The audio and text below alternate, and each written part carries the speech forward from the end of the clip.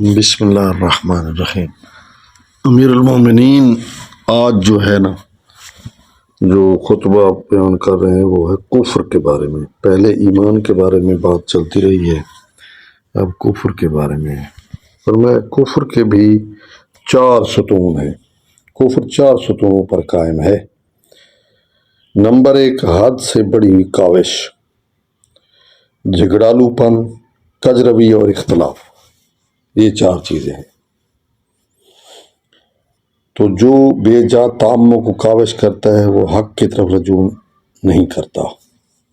بے جا سوچنا، بے جا گہرائی میں جانا تو وہ حق کی طرف نہیں آتا۔ دوسرا، اور جو جہالت کی وجہ سے آئے دن جھگڑے کرتا ہے وہ حق سے ہمیشہ اندھا رہتا ہے۔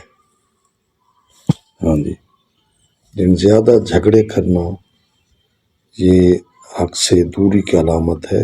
جہالت کی وجہ سے جو جھگڑے ہوتے ہیں، خواہ مخواہ جھگڑے، بغیر کسی لاجک کے، بغیر کسی وجہ کے، بغیر کسی مقصد کے لڑائی جھگڑے کرنا۔ تیسرا، اور جو حق سے منہ موڑ لیتا ہے وہ اچھائی کو برائی اور برائی کو اچھائی سمجھنے لگتا ہے۔ یہ پہچان ہے کہ کون حق پر ہے اور کون حق پر نہیں ہے۔ ٹھیک ہے،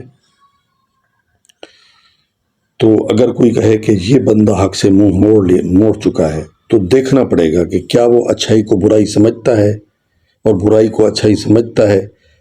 تو دلیل آ گئی ہے کہ واقعاً اس نے حق سے منہ موڑ لیا ہے۔